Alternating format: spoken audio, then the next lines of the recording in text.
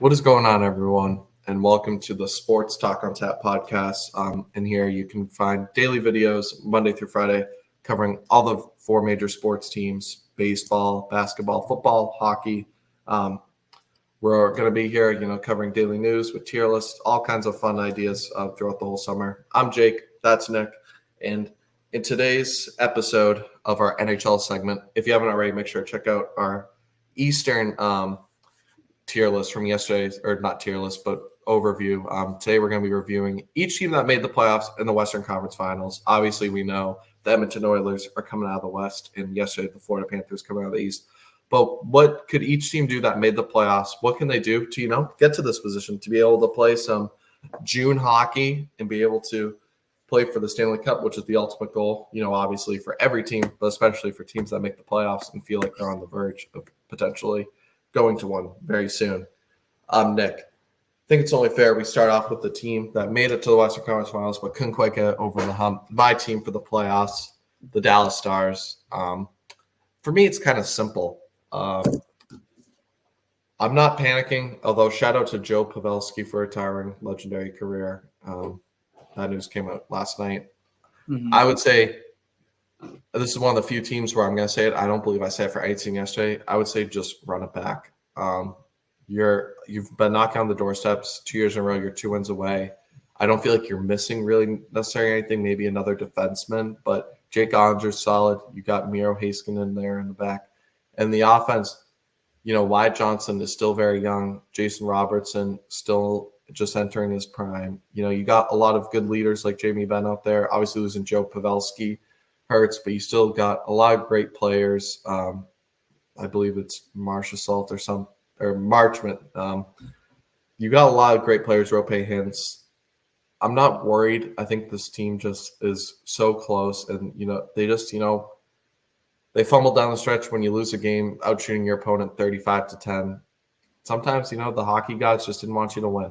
I feel like another year. I mean, I would say maybe add another defenseman, but this team is really solid. They're the reason why they were the number one overall seed in the West. I'm not panicking. It's not like this was their last push. They still are very young, and I think they just need maybe one or two more small pieces, maybe trim the margins. But I'm not overreacting because they lost in a 6-game series in the WCF. Yeah, I agree with you. This is definitely one of those teams where they don't need to do a ton of adding. The main thing I said is that maybe they need to start moving on from these older players that could potentially be slowing them down, because we've seen it with a few different teams where they're just trying to retain that core. Move on from Ryan Suter.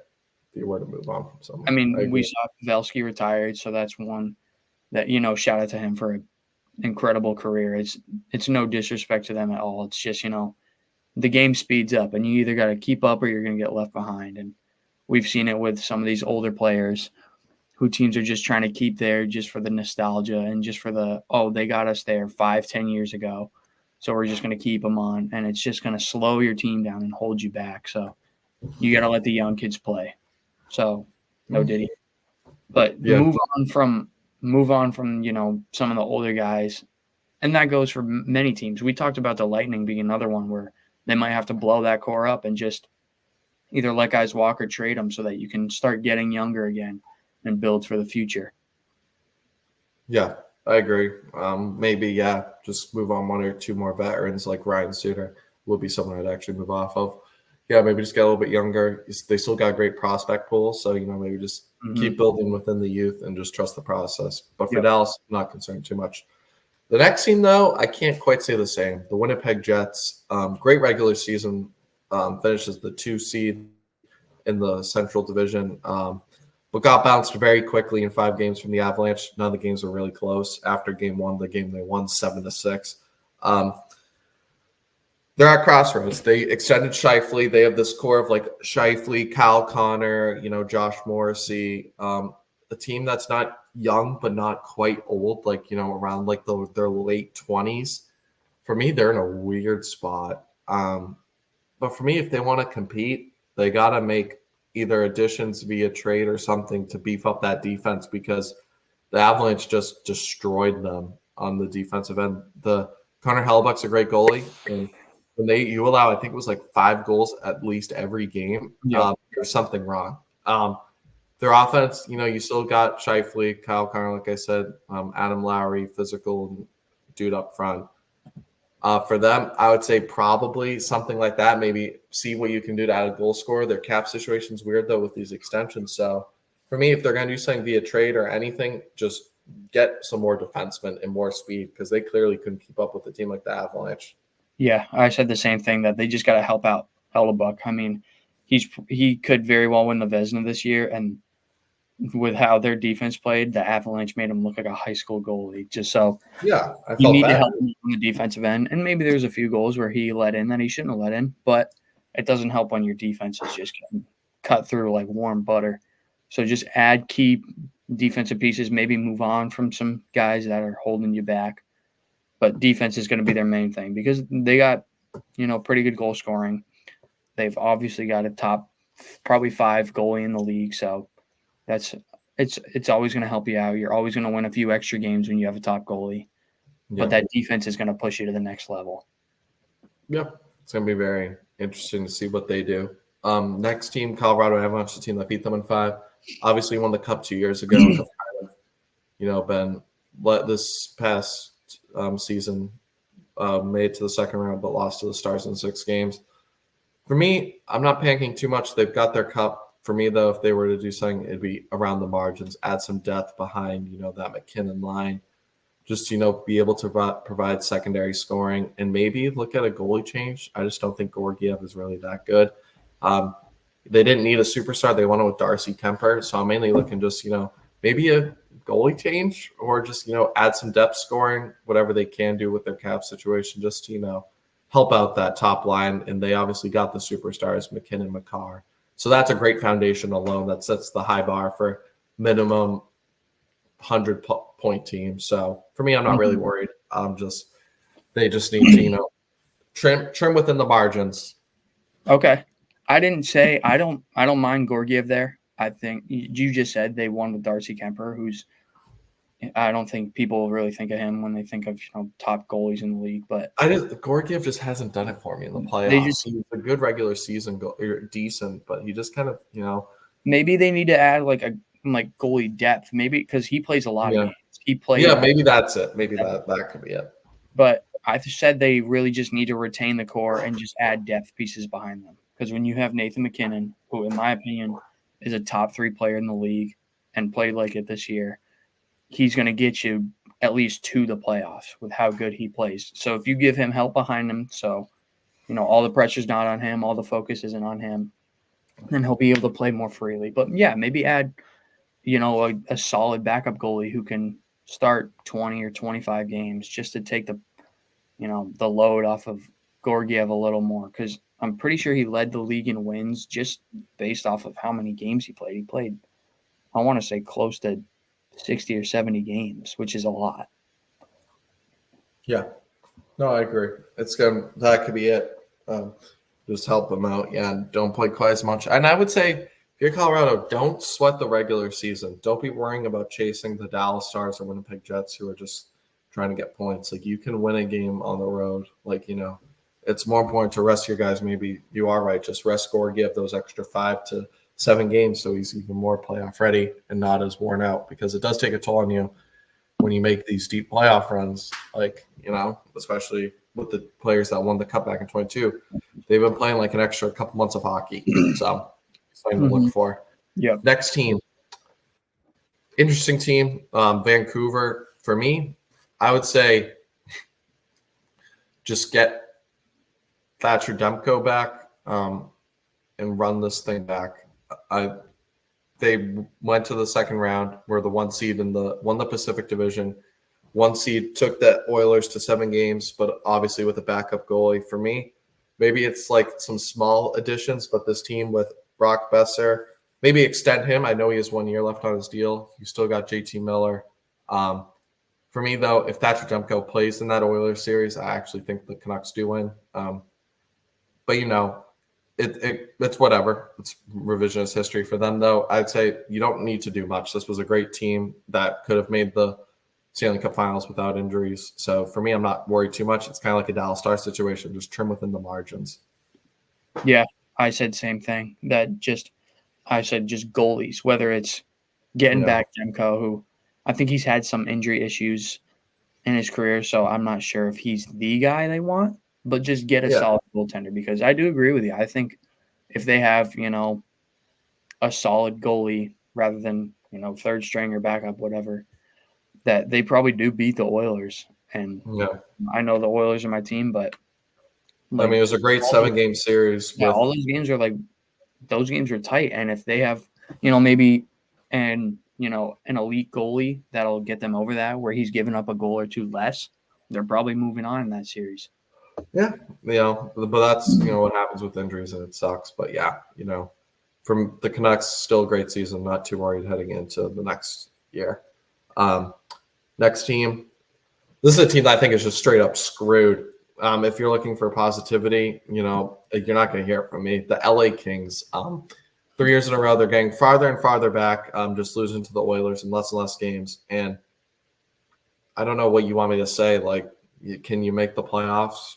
Sure. You got the Kings are not making the Stanley Cup Finals with this score. The Kevin Fiala trade, I was upset of it. I was upset about it as a Minnesota Wild fan. I really loved him on my team. But the reality is he just isn't a playoff player. He disappears.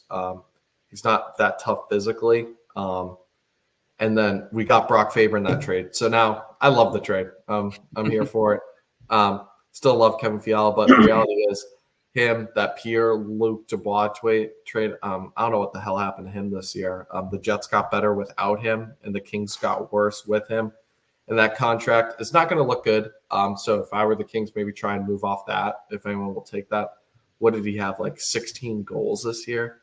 24 points? It was something horrendous. I mean, I hate to bash the Kings, but, the reality is they have an older core with, Drew Doughty, and then they have, Cam Talbot as their goaltender one. Holy crap. I mean, I don't even know how this team made the playoffs.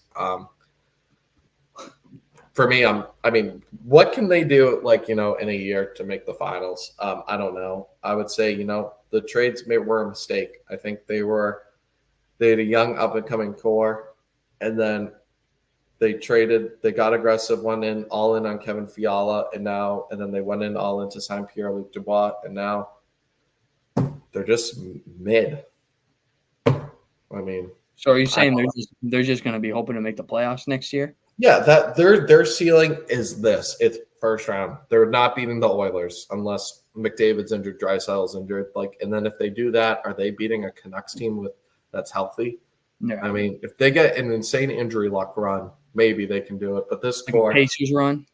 What? Yeah, the Pacers, and that's you're praying. Then they would also need those Pacers would have needed Jaylen Brown, Jason Tatum, Drew Holiday, Derek White, all to be injured. The Kings are a solid middle of the pack team. They'll get you 90 plus points, but this team, I mean, what have they shown you in the last 3 years that this team can make a run? Mm-hmm. No, you're right. My keys for them would be, there's two different ones. Again, it's similar to the Stars, but this one's a little more apparent, is to move on from some of the older pieces. I know I can't remember how old Kopitar is, but I know he's been there for a while, and Drew Doughty's just a guy who's been there forever.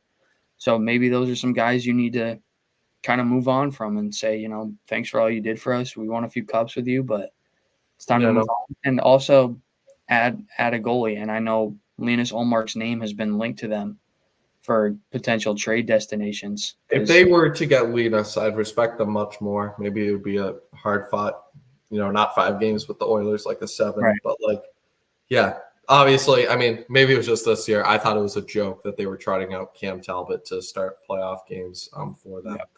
Yeah. But yeah, one of those guys to look up to, because he's still one of my favorite players, Kevin Fiala. Man, he's a guy. I mean, I remember with the Wild in 2022, 30 plus goal scorer, 80 plus point guy, didn't do anything in the playoffs. And, it's just it's so frustrating to watch how talented he is and just not use. I mean, it goes away in the playoffs somehow. And then like I said, that Dubois, I don't know what happened this year. I don't know if he was injured or something because that was Mhm. an awful season from him. All right. Do we Yeah, want to so do? Kings are at crossroads. We'll end Yeah, with the they're probably Predators. the worst scenario. Do we want Yeah, to do Vegas or Nashville next? for me, Vegas. Vegas, I think, is a team that sold everything to make a run. Last year, they won the cup. So, really, who cares if Vegas is poop for the next 10 years? They obviously took the Stars to 7 games. But, for them, they're not. I don't think they're making it back for a while. They sold their chips to go all in these last 2 seasons, and it paid off. They won a cup. Kind of reminds me of the LA Rams from 2 years ago. They traded away all their chips, suffered one bad season, so maybe that comes up. But for the Knights, I'm not worried. Bruce Cassidy, great coach. You still got Jack Eichel. I'm just curious though. It's probably going to be a build within their own prospect pool structure from now on Yeah. because they won't be able to make all these aggressive trades like anymore to push. Right. I agree with you. I said they got to just get younger. I mean, that's kind of what comes within an expansion team is that, from the expansion draft, you're taking guys who've already been in the league. It's not like you're taking Yeah, 18-year-old, 17-year-old kids who are prospects. Like Mark Stone, for example. He's a guy they picked up. I'm not sure if they picked him up in the expansion draft or if they picked him up via trade. I know he was there like early on though, but just guys like that who are older guys that they brought on just as leaders. And like you said, it paid off. When you go all in and end up winning, it pays off. It doesn't yeah, matter what it's you worth give it. up. If you can sell out for a championship, you do it. So just get younger. And I'm still not set on Hill as their Yeah, goaltender. I know he had a good run during that Stanley Cup Finals run, and that's usually what it takes is like your goalie to have an insane like Linsanity run for a month and a half or whatever it may be for you to win a cup. But I don't see him as the long term like goalie for their in order for them to get back multiple times. I don't think it's going to be him. It has to be a yeah, more established goalie, probably. I agree. It'll be interesting to see what they do. Yeah, but build within and get younger, Mm-hmm. definitely. And then the last team, Nashville Predators, are probably the surprise team of the playoffs. This past year, took Vancouver to a solid 6-game series. I think Andrew Burnett is a top 10 head coach in this league already. He led the Florida Panthers 2 years ago to the best record in the league. Got this Predators team hot at the end of the year. For the Predators, I think they're up and coming still. I think, they got a lot of interesting pieces. I would just, if there was like 3 words to describe them, I would just say just stay the course. I think they obviously, they got players like Philip Forsberg, some older pieces, but they also got some young pieces, and you still got UC Saros there. So Mm-hmm. for the Predators, I'm not really worried. I would say, just maybe make 1 or 2 moves this offseason. But, they got hot at the end of last year, took arguably the best team in the West to a solid 6-game series, could have gone 7. I would say just kind of ride that momentum that they took in from the second half of this year. Yeah, I kind of agree with you. Yeah, that just kind of keep doing what you've been doing. Keep Saros there because he's an absolute Yeah. beast. Like when he's on pretty much unbeatable. So just stay the course. Maybe add some goal scoring. I don't know. I mean, That is one place, I would look to. the Predators aren't like a huge market team, so it's going to be tough for them to do that. And it's also why I know I don't have a But ton I of loved money. Ryan O'Reilly there and Gustav Nyquist. Those offseason acquisitions really kind of helped. I don't know if they're both hopefully under contract, but if they aren't, re-sign them because they were really key Mm-hmm. players in their run last year. Yep. Yeah, but Nashville just kind of, I mean, they went on that. I remember they went on that run. I think it might have been post All-Star break Yeah, where they just it was like an 18 game point streak where they were just flying up the rankings. So yeah, that's the just ability they have. But I would say add some goal scoring if they were to do anything this offseason. Yeah. But with that being said, that wraps up all the teams that made the playoffs from last year, and we'll be sure to cover teams that didn't. Maybe teams that did make the playoffs. What can they do to make the playoffs this next season? But with that being said, let us know what you agree, disagree with in the comments, what we may have missed on. But make sure if you enjoy this kind of content to like and subscribe. Like we said, we're always posting videos Monday through Friday, daily, covering all sports news. With that being said, we'll catch you in the next one. Peace.